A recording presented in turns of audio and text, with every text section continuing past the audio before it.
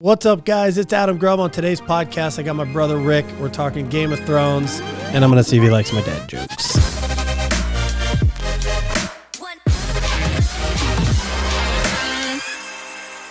What's up, Rick? Oh, hey, hi, how are you? Well, it's a major weekend. It's a very major weekend. Do you One like of the most major? I do. They're the most fun. What is your favorite major, golf major? Oh, for Masters. Those at Masters, home? Absolutely Masters. What's your favorite Masters tournament? Jim Nance, he approaches. The birds chirping in the background. What's that? Did you go full Jim Nance there, Rick? I did. You blacked out? Yeah. What'd you ask? Where were you when Tiger won his first 15th major? I was at home. In full disclosure, I was supposed to be at open house, but I was about 15 minutes late because I had to stay home and watch him win that. Oh, that's right. It was a morning. It was. Because of the rain, they moved it up. Yeah. So it got to about 1:15, and I finally decided, okay, I finally do need to leave, but I figured everybody else in the world is probably at home watching this as well. Yeah. So I was at home, standing there, fully dressed, bag around my shoulder, ready to go, just watching history. Do you cry watching that? Golf? I did. You did? Did you? As a father, did you? Oh, as a golf fan, I mean, every time the Masters is over, it's like right when I know that they're going to have like that moment with their family. Was it when his son ran up or just when he won? Or was it the anticipation? It was like on 17. I started crying in the 17th fairway. And cried until then, or just a tear here and there? No, it's bad. I mean, it's embarrassing, really, honestly. It's moving stuff, though. It's unbelievable. It is, and I knew they were going to go there. The only thing I will say, though, I felt like Jim Nance definitely tried to pull that emotion rather than sort of following Tiger where he was at. I thought he was trying to sort of guide him on the emotion a little bit. Not that I'm like going to critique Jim Nance, like the man, but I did feel a little bit like he was trying to guide him rather than just like if Tiger was going to have raw emotion, like what that was. But man, what was going through his head? I mean, how incredible. I think Tiger likes being guided. I feel like his public image, guiding is better for him. Where's Tiger finish this weekend? Who do you like this weekend? Tiger finishes 8th, and I got Ricky to win it. You got Ricky to win it? I got Ricky to win it. Right before we came on, we looked. He was at 5 under with 1 to play. Correct, and I picked him in a 4 majors pool that I'm in, where each major you pick 5 players. You pick your essentially your guy who you think's going to win it, and then 4 others. Then you're based and scored upon how well they do within that major, and you can only pick the same guy twice. So I picked Tiger to win the Masters. I was off on what was just the Brooks at the PGA. I had Brooks, but I didn't have him as my guy, which I unfortunately picked him in the Masters as well. So I was not able to pick Brooks. I would have. I was forced to take Ricky, and so far so good. We'll see. He's young. We'll see if he can hold on to it. And Pebble Beach, the weather can definitely play a big factor. Have you looked at the forecast? What are they saying? I have not looked at the forecast. How's your golf game? It's getting better thanks to Kenshaw Golf. Taking lessons? Taking here and there. Just driver. Only driver. Yeah, what are you working on? Just getting my hands square at impact. Can't get a driver. Solid duck hook. Can't do it. Not even like a fun duck hook. It's like a 30-yard duck hook off the tee. I mean, the amount of times I've played a hole with my pants around my ankles, it's getting out of control. So I had to take the lesson. That is good for the other 3 people in your group that you're taking lessons. They are excited about it. So I finally started hitting some straight, moved my hand over, a little stronger grip, coming around. It's really the weird part is it's the only golf club I do that with. the kind of stronger grip with that right hand, something Kenny got me working on. And that's a weird feel. It feels goofy to get back at impact. Yeah. Yeah. No, that's the golf swing. You revert back to your natural swing. Anything outside of that feels strange. Yeah. But boy, the guy is good. Well, the rain is gone. You got 4 hours. You can either go play 18 holes or you can go ride your bike. Which one are you going to pick? I'm going to bike. You're going to bike. I'm going to bike. Where are you biking? It's been a difficult year for biking with all the flooding. It's been a tough one. So right now it's been a lot of Orlando's to Coming Tap and back. Stays out of the water. It's a good flat ride. You can get nice and, can I say drunk? Can I say drunk on here? Is that okay? I'm just kidding. Let's wear a helmet. I got into this discussion the other day trying to describe RAGBRAI. Mm-hmm. And you've done RAGBRAI 4 or 5 years now? 6 years. 6 years. If you were talking to somebody that wasn't from Iowa, they didn't ride bikes, or they loved riding bikes, like even better, they love riding bikes, but they've never been on RAGBRAI. How do you explain that experience? RAGBRAI is a 7-day leisure ride across the state of Iowa with 20,000 of your closest friends. Morning, noon, and night is fun. It's a party on wheels for 7 days. It's just nonstop fun. You can't beat it. You drink, you eat, you sleep, you party. Every minute is laughing and having fun. It's hot. It's sweaty. It is. It's the most fun you could possibly have on a bike. Really? Without a doubt. I love it. I love RAGBRAI. I haven't got to do it in a few years, but I need to get back on the bike. Your words, not mine. You know what I want to do? I want to start by seeing if I can make you laugh. That's pretty. Mission accomplished. Okay, here's the deal. I'm going to lay out 5 dad jokes, and you can't even smile. Okay. If you smile or laugh, I get a point. Okay. And if you don't, you get a point. Okay. Good luck. What time did the man go to the dentist? 2:30. You lose.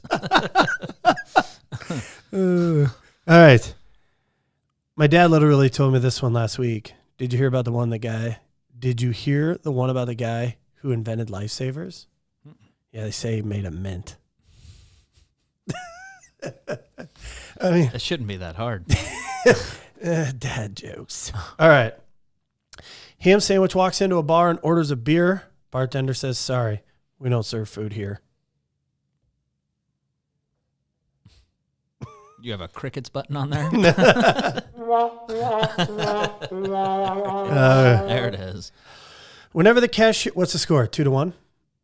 Yes. Did I get a point? Because I laughed and then made you laugh. Do I get a point for that, or do you get that point? No, I think that's a back end laugh. I'm allowed that one.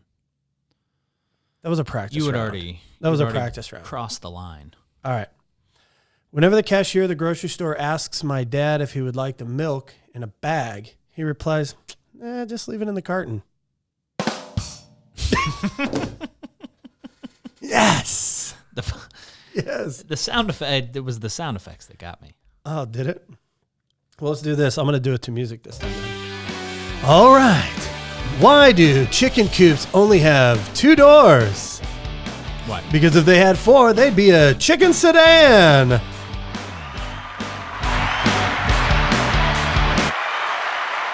No? Didn't get it? No. Damn. All right. What score? 2-2? Yeah.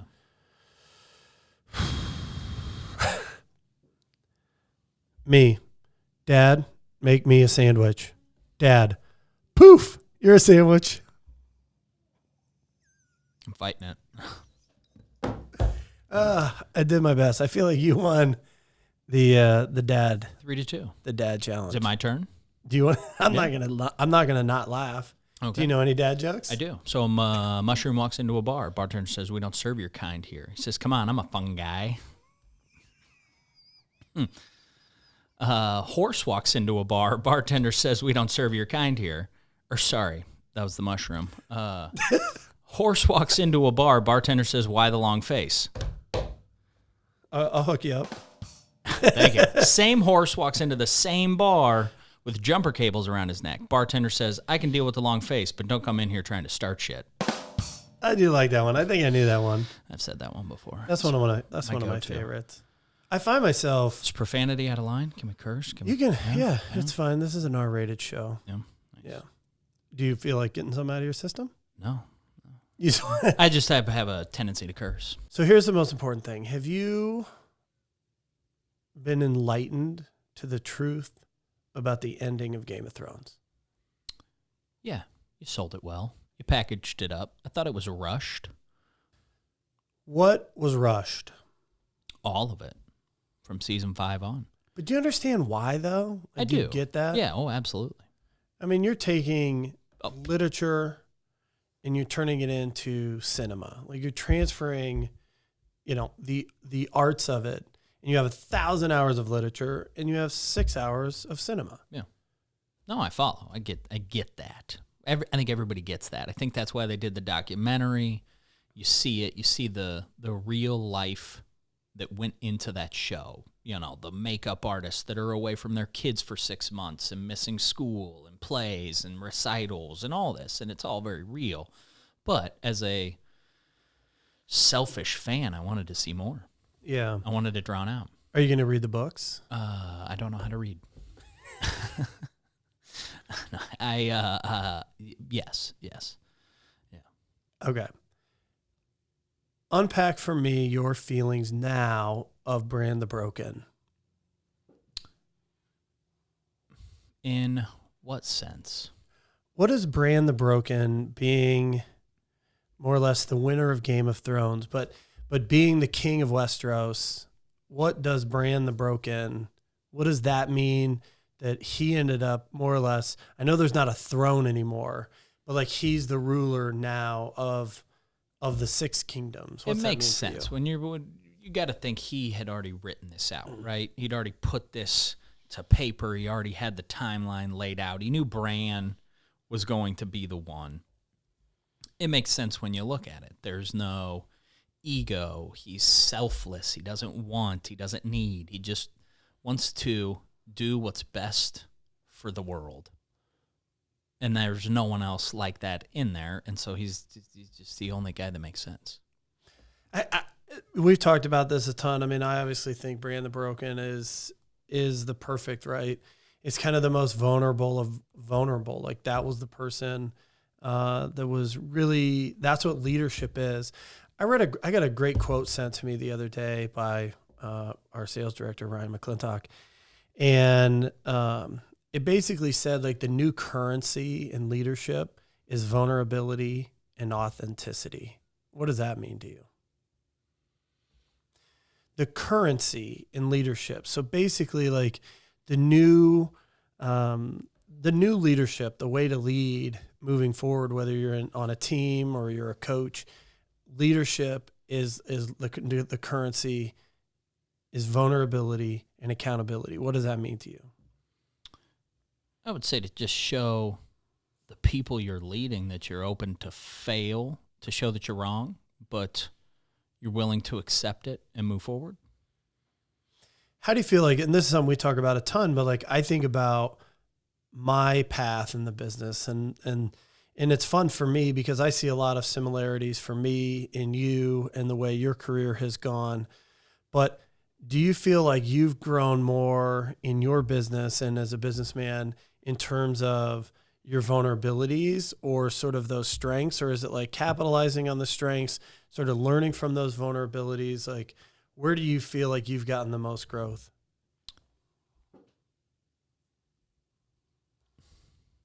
Yeah, I would say you just trudge through the shit. And you got to take it and just take it on the chin and keep your head down and keep moving forward. I would say that's the biggest, I think Gary V brings it up a lot, is just taking the L. Okay, this isn't for me. I'm not going to win this one. It happened. I went out there. I gave it my best. How am I going to learn from it and move forward? And that's kind of the lessons that you learn as you grow up. That's what I loved about Game of Thrones is like the power structure was always the throne, right? And what power meant. And so the whole show, and everybody's really consumed by all these different characters sort of exerting or projecting or desiring power in some fashion, right? And you have Daenerys, and you have Jon Snow, and you have all of these different people, and they're entitled to the throne through whatever reason. So like, who was the best person? Who had the best story in terms of sort of their line of the throne or right to the throne, right? That's where I think they did such a beautiful job, and it makes so much sense that it's Bran the Broken, right? The guy who lost his ability to walk, so he learned how to fly. And that's what I loved about it. And that's what I think translates for me every single day, is that when you see people talking about leadership today, it's about being vulnerable. It's about being authentic. And Daenerys, in the end, her downfall was her inability to be vulnerable. And that's why she burns down King's Landing, right? And Jon is authentic. Jon is vulnerable. Like, he had the ability to take the one thing that he loved more than anything to truly save the world against what was essentially the most dangerous person that had ever been in Westeros. And so for Tyrion to then be the one, right, the broken one of his family, the outcast of his family, to say, you, Bran the Broken, are the one that have come the furthest. Stories are the best. And I thought it was just so powerful in the way that it speaks to how we look at power and ego, and that the new currency in leadership is truly vulnerability and authenticity. Yeah. Dynamite drop in. I know. I don't have much else to add to it. You really summed it up. But it makes sense, right? Absolutely. I mean, that's what we're trying to do. It's this balance between knowing our value, living well with our vulnerabilities, and being aware of our vulnerabilities, not allowing our ego to project and mask against our vulnerabilities, and just double down on our values. No different than when Gary Vee's talking about basically triple down on your strengths and know you're a piece of shit, right? Like, he just has sort of a different way of explaining this thing. But I think that's what it is in the end. And that's the thing that I've loved about Game of Thrones. And I think it's misguided. I think people wanted that power. People wanted to see power in the way that we know and understand power. But, gosh, I'm going to have to post the name. It's the youngest woman that took a company public. She has Stitch. It's like an online women's clothing. Yeah.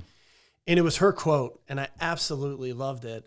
The new currency in leadership is vulnerability and authenticity. And it's just something I thought about a ton. But Rick, I really appreciate you coming out. I know you were just walking by.